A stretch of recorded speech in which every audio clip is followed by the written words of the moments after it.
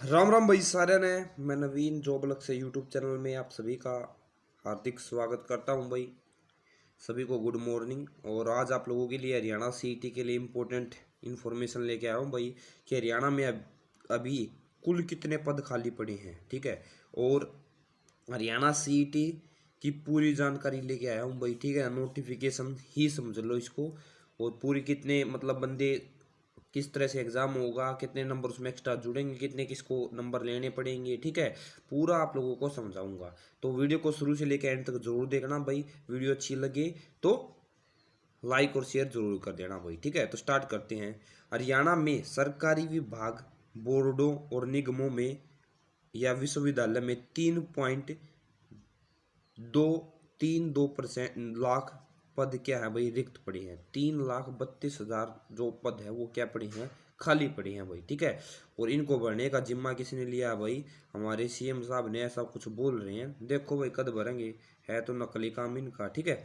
तो भाई इन्होंने बता दिया 3,32,313 पद है वो खाली पड़ी हैं। किसमें भाई, हरियाणा के में, यानी भाई सरकारी विभाग में और जो बोर्ड वगैरह है उन सभी में, ठीक है। और इनको भरने का जिम्मा भाई CABCD ग्रुप में जितने भी पद मिला के 3,32,313 पद खाली पड़े हैं। और इनको भरने का जिम्मा भाई सीएम साहब ने लिया। भर्ती एजेंसियों को जो भर्ती प्रक्रिया वो तेज करने के लिए कहा है। और इस क्रम में भाई सीईटी होगा भाई, ठीक है, आप लोगों को पता है। लेकिन सीईटी में जो संशोधित पॉलिसी है वो जारी कर दी गई है भाई, ठीक है ना। वो मतलब अगले सप्ताह तक जारी हो जाएगी। और पिछले वर्ष होना था सी और डी ग्रुप के लिए, लेकिन भाई नहीं हुआ। पिछले जून में होना था लेकिन नहीं हुआ भाई। मगर इस साल लग रहा है, यानी अब आगामी जून में सीईटी एग्जाम होगा भाई। ये काफ़ी बार बता दिया जून में होगा आप लोगों का, ठीक है। नेशनल टेस्टिंग एजेंसी सीईटी का जो टेस्ट है वो लेगी भाई, ठीक है। इसके बाद ग्रुप सी और डी पदों पर हरियाणा कर्मचारी आयोग की भर्ती जो प्रक्रिया वो तेज कर दी जाएगी। और सीटी के कारण एचएससी के पास आवेदकों की संख्या भी कम होगी, इसलिए भर्ती प्रक्रिया क्या हो जाएगी, जल्द हो जाएगी भाई, ठीक है। तो जून में इन्होंने बोला है कि आप लोगों का एग्जाम हो जाएगा, तो भाई पढ़ना स्टार्ट कर दो। अब देखते हैं भाई कितने पद खाली पड़े हैं। देखो यहाँ पे साफ साफ बता रखा है, हरियाणा में ABCD ग्रुप के लिए स्वीकृत पद भाई, ए के लिए इतने हैं भाई, ठीक है ना।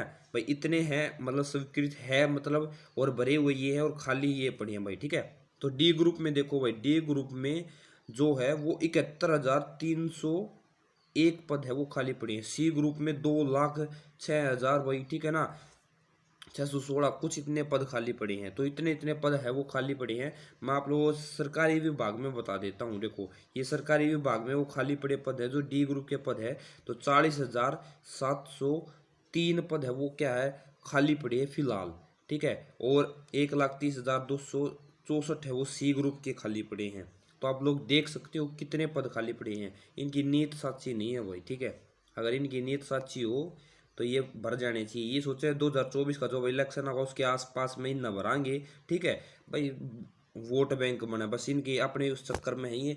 तो भाई हरियाणा सीईटी जो आप लोगों का एग्जाम होगा वो इंपॉर्टेंट रहेगा भाई, ठीक है ना। पढ़ना स्टार्ट कर दो अगर पढ़ना स्टार्ट नहीं कराया तो, ठीक है। इसी प्रकार भाई जो बोर्ड और निगम है उनमें 30,000 कुछ पद खाली पड़े हैं आप लोगों के, जो मतलब स्वीकृत है, ठीक है ना। और भाई सी ग्रुप के 76,000 पद खाली पड़े हैं। तो टोटल ये लगभग है भाई आप लोगों को। तो आप जिस भी सी या डी ग्रुप के लिए तैयारी कर रहे हो अपने हिसाब से अपनी तैयारी करते रहो भाई, ठीक है ना। तो ये पूरी थी 3.32 लाख जो पद है वो क्या पड़े हैं, खाली पड़े हैं। अब आगे सीईटी के बारे में बात करेंगे भाई। वीडियो को शुरू से लेकर एंड तक जरूर देखना भाई, ठीक है, आपको समझ में आएगा। ये तो पद थे। अब इसकी जो PDF है वो आप लोगों को टेलीग्राम ग्रुप और व्हाट्सएप ग्रुप पे मिल जाएगी भाई। वो टेलीग्राम ग्रुप ये वाला है, ठीक है ना। Haryana CET common eligibility test का जो एक स्पेशल अपन के बना रखा है भाई, टेलीग्राम ग्रुप बना रखा है, ठीक है ना, जो के नाम है टारगेट HSC सीईटी।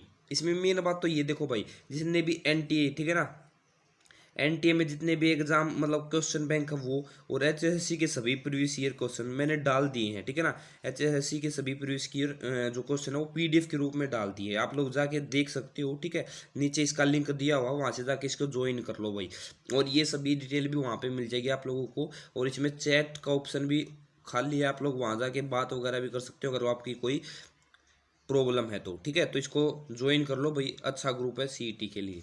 अब भाई आज आप लोगों के लिए हमने हरियाणा सीईटी 2022 के लिए क्या चला रखा है, प्रैक्टिस सेट। इसमें भाई जीके और हरियाणा जीके दोनों के क्वेश्चन होंगे भाई, ठीक है ना, जीके और हरियाणा जीके। और आज शाम 6 बजे, ठीक है ना, 6 या 7 बजे आप लोगों को ये टेस्ट मिल जाएगा अपने यूट्यूब चैनल पे, अपना देख के देखना। और उसकी पीडीएफ भी आप लोगों को प्रोवाइड करी जाएगी भाई, ठीक है।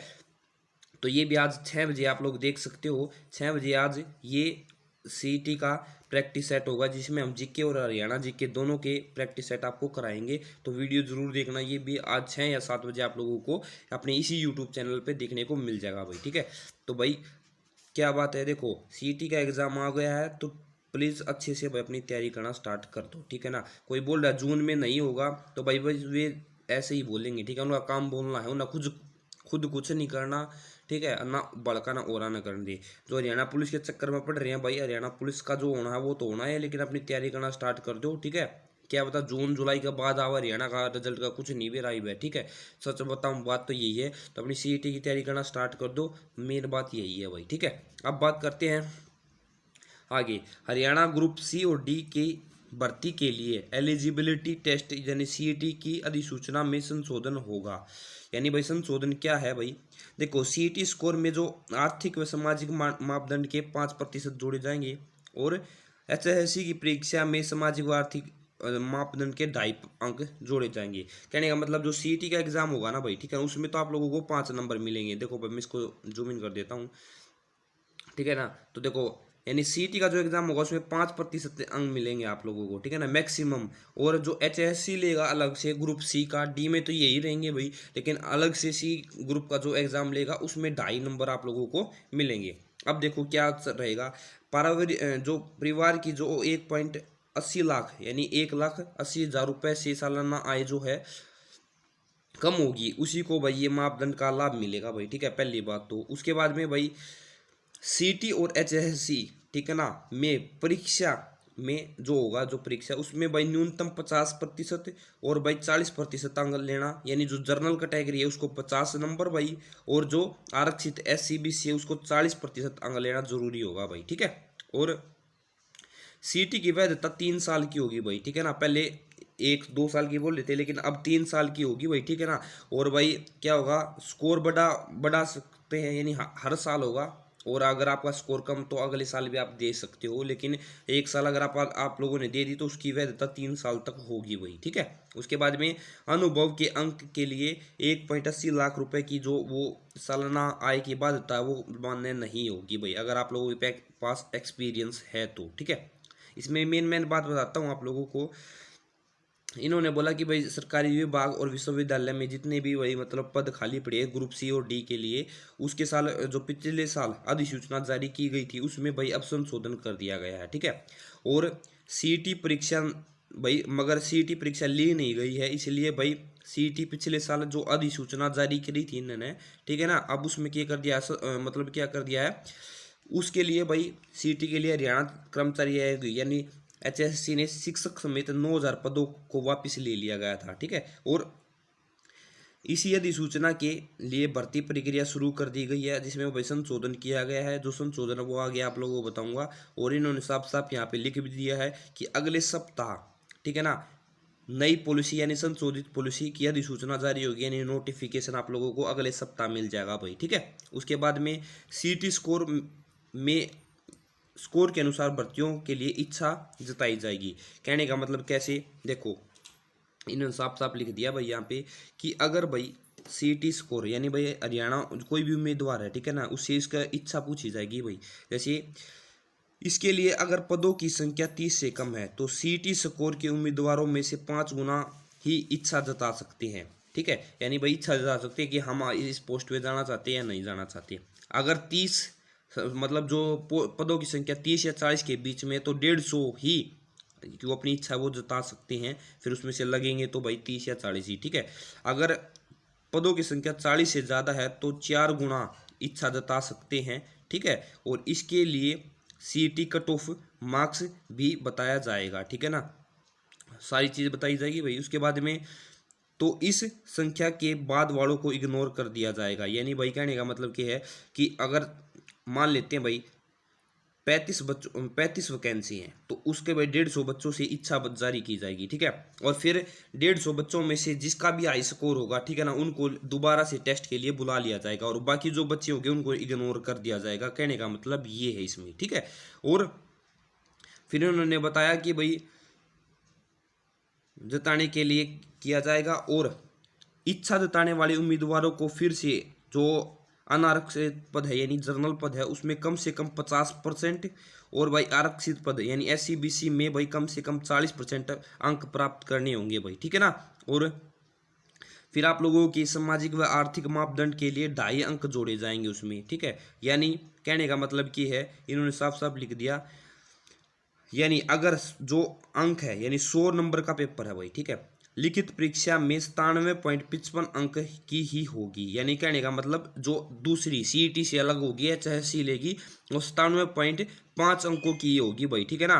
अगर किसी विद्यार्थी को 80 अंक प्राप्त होते हैं, ठीक है ना, और सामाजिक माप जो आर्थिक मापदंड के वो 2.5 अंक उसको मिले हैं, ठीक है ना, तो वो उसके 80 और 2.5 अंक मिलके 82.5% अंक बन जाएंगे, ठीक है। ये बात हो रही है भाई जो HSC लेगा, ठीक है ना, जो HSC आप लोगों का एग्जाम लेगा उसकी बात हो रही है ये, ठीक है।